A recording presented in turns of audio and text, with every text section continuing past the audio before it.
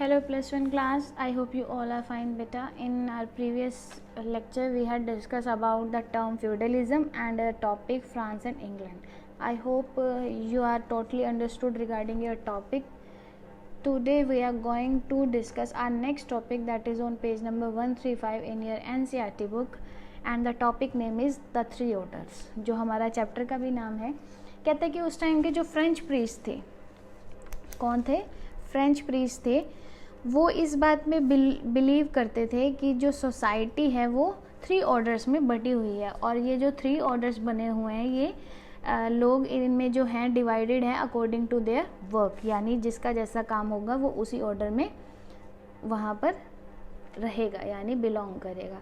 तो ऐसा कहना है कि जो ये थ्री ऑर्डर्स है, French priest believed in the concept that people were members of one of the three orders, की अगर कोई भी उस सोसाइटी में पर्सन है तो वो इन तीन ऑर्डर में से किसी एक ऑर्डर पे तो बिलोंग करेगा ही करेगा, डिपेंड करेगा ही करेगा, और ये बात डिपेंड करती है उनके वर्क पे.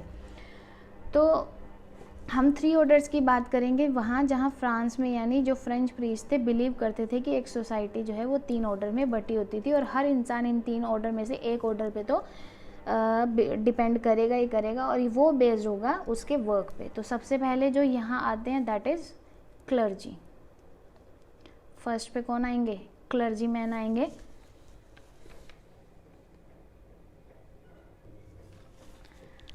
और सेकंड पे आएंगे यहाँ नोबिलिटी. कौन आएंगे? नोबिलिटी. इनके बारे में हम डिटेल में पढ़ेंगे बाद में. एंड थर्ड पे आ जाएगा पीजेंट्री यानी किसान. तो ये थ्री ऑर्डर्स की बात करेंगे हम इस चैप्टर में, जो फ्रेंच प्रीस्ट मानते हैं कि अगर सोसाइटी में कोई भी पर्सन है तो इन तीन ऑर्डर्स पे तो इन तीन में से एक किसी ऑर्डर में तो वो बिलोंग करेगा ही करेगा, और वो डिपेंड करेगा उनके वर्क के ऊपर. तो ये तीन ऑर्डर्स की बात करेंगे. आज जो हमारा टॉपिक है वो सबसे पहले सेकंड ऑर्डर है आपकी बुक के अकॉर्डिंग. तो सबसे पहले हम बात करेंगे सेकंड ऑर्डर यानी नोबिलिटी की.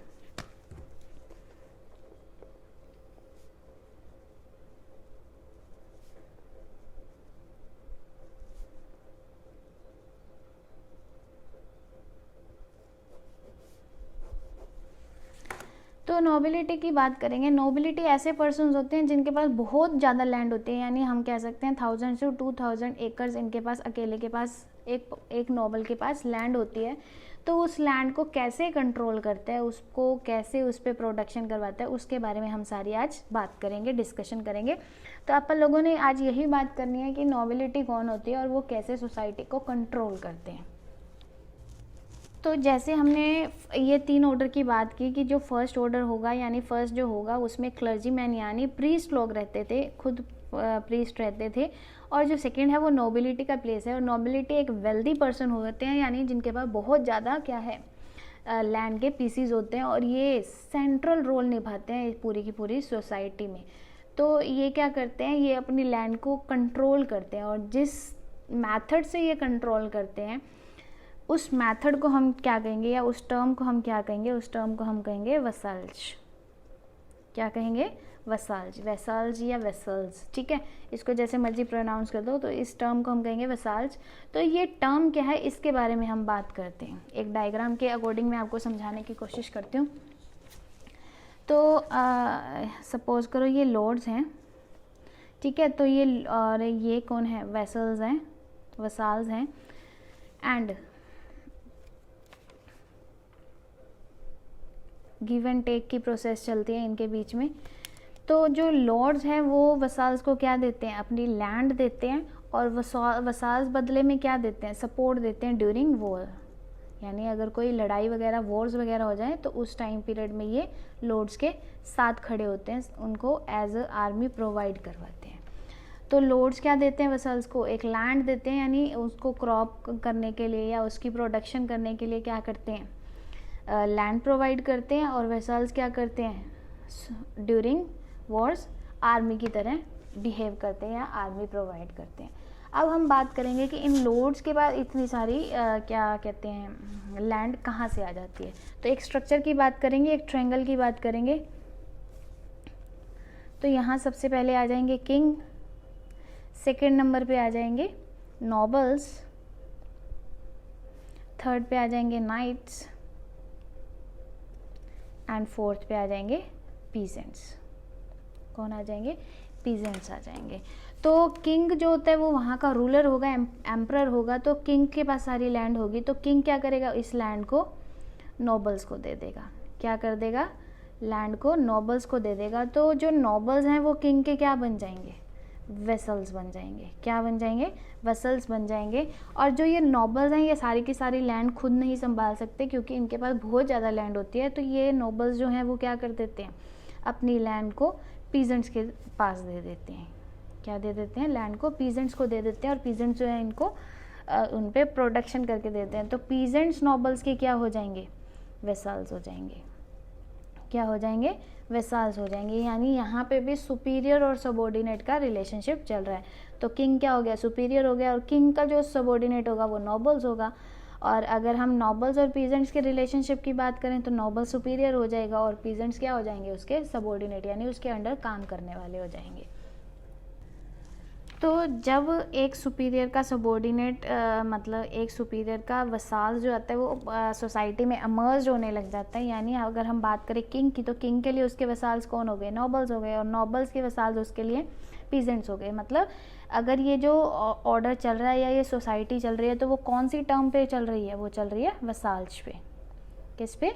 वसाल्स पे, जिस टर्म के बारे में हमने इस टॉपिक की स्टार्टिंग में बात की थी। तो कहता है कि जो नोबल हैं वो एक प्रिविलेज स्टेटस को क्या कर रहे हैं? नोबल जो हैं वो प्रिविलेज स्टेटस को बिलोंग कर रहे हैं, एंजॉय कर रहे हैं। तो इनके पास प्रिविलेज का मतलब इनकी काफ़ी क्या कहते हैं, रेपुटेशन होती है सोसाइटी में, लोग इन पे सलाम ठोकते हैं, मतलब इनको काफ़ी रिस्पेक्ट देते हैं। क्यों? क्योंकि इनका क्या होता है? प्रॉपर्टी के ऊपर कंट्रोल होता है, यानी लैंड पे कंट्रोल होता है, कंट्रोल ऑन लैंड। जिस लैंड को वो आगे क्या करते हैं? पीजेंट्स को दे देते हैं। तो जो लैंड इनको किंग से मिली होती है तो बदले में इन्हें भी कुछ ना कुछ किंग को तो देना ही होता होगा, तो वो किंग को क्या देते हैं?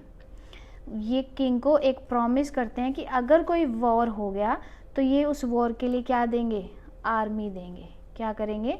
आर्मी देंगे। क्या करेंगे? आर्मी देंगे। तो जब ये आर्मी देंगे और जब ये ट्रूप्स अराइज करके देंगे तो उसे हम कहेंगे फ्यूडल लेविस। क्या कहेंगे? Feudal levies. कब कहेंगे फ्यूडल लेविस? यानी जब किंग नोबल को लैंड देगा प्रोडक्शन के लिए और बदले में नोबल जो हैं वो वॉर के टाइम या जब भी किंग को ज़रूरत पड़ेगी तो वो उसे आर्मी अराइज करके देंगे, यानी ट्रूप्स अराइज करके देंगे, जिसे हम क्या कहेंगे? Feudal Levi's. ठीक है जी। ये तो बात हो गई किंग और नोबल्स की जो वसाल्स पे चलते हैं। अब हम बात करेंगे नोबल और पीजेंट्स की। क्या करेंगे? नोबल एंड पीजेंट्स की बात करेंगे। तो नोबल क्या हो जाएंगे? पीजेंट्स को लैंड देंगे, और पीजेंट्स क्या देंगे? नोबल को आर्मी देंगे। क्या देंगे? आर्मी देंगे। मतलब वही सेम केस हो गया। तो जो नोबल हैं वो किंग के लिए आर्मी कहाँ से अराइज करके देंगे? पीजेंट से अराइज करके देंगे। तो जो नोबल हैं वो पीजेंट्स को लैंड दे रहे हैं, और पीजेंट्स बदले में क्या कर रहे हैं? नोबल को प्रॉमिस कर रहे हैं कि अगर कोई वॉर की कंडीशन आ जाती है, सिचुएशन आ जाती है, तो हम एज अ आर्मी क्या करेंगे? बैटल में हेल्प करेंगे। तो ये क्या बन जाते हैं? फुट सोल्जर बन जाते हैं। क्या बन जाते हैं? फुट सोल्जर्स बन जाते हैं। क्यों? क्योंकि नोबल के वसाल्स जो हैं वो पीजेंट्स हैं। क्यों? क्योंकि वो इनको सर्वाइवल सोर्स दे रहे हैं, लैंड दे रहे हैं, जिसके थ्रू वो क्या कर सकते हैं? अपना सर्वाइवल कर सकते हैं, अपनी इनकम को राइज कर सकते हैं। तो अब हम बात करेंगे नोबल के पास कौन कौन सी प्रॉपर्टी होती है। तो वो कौन कौन सी प्रॉपर्टी अपने पास पजेस करके रखते हैं उसके बारे में हम बात करते हैं। तो उनके पास होम होता है, घर होते हैं, उनकी खुद की प्राइवेट लैंड होती है, यानी जिस पे उनकी खुद की ऑनरशिप होती है। होम को, इनके होम को कहते हैं मैनर। क्या कहते हैं? मैनर कहते हैं। और प्राइवेट लैंड हो गई, साथ साथ पैस्चर हो गए। पैस्चर एक ऐसी लैंड होती है जहाँ पे ग्रास वगैरह उगाई जाती है, यानी land covered with grass for animal grazing. तो एनिमल ग्रेजिंग के लिए जो लैंड होती है उसे हम क्या कहेंगे? पैस्चर कहेंगे। तो हम लिख सकते हैं land for animal grazing. Animal को मैंने एब्रीवेट कर दिया AN से, आप समझ जाना। और इनके पास होता है साथ साथ टेनेंट्स पीजेंट, यानी किराए के किसान। अपनी एग्रीकल्चर लैंड पे प्रोडक्शन करवाने के लिए। तो ये इनकी प्रॉपर्टी होती है, जो टॉपिक आपका 135 पे डिफाइन कर रखा है, the 3 orders and the second order nobility, उसमें सिर्फ यही कह रखा है। यही सारी बातें हैं जो आपके टॉपिक में मेंशन की गई है। और हमने क्या बात की, हमने ये बात की जो फ्रेंच के प्रीस्ट थे वो सोसाइटी को 3 ऑर्डर्स में डिवाइड करते थे, यानी उनका ये कहना था कि सोसाइटी में जितने भी लोग हैं वो इन 3 ऑर्डर में से एक ऑर्डर में बिलोंग करेंगे और वो डिपेंड करेगा उनके काम पे। फिर हमने बात की सेकंड ऑर्डर की, क्योंकि जो फर्स्ट ऑर्डर है वहाँ पे प्रीस्ट रहते हैं, यानी वो जो फर्स्ट ऑर्डर है वह प्रीस्ट के लिए है, क्लर्जीमैन्स के लिए है, और सेकंड ऑर्डर जो है वो नोबिलिटी के यानी नोबल्स के लिए है। तो जो नोबिलिटी है वो वसाल्स के थ्रू क्या करते हैं, सोसाइटी को कंट्रोल करते हैं, और ये सारी बात हमने आज डिस्कस कर ली। After reading this topic and from your book also, if you have any doubt please let me know, otherwise don't forget to pray and make your notes timely please. See you in next video. Till then, take care. Thank you.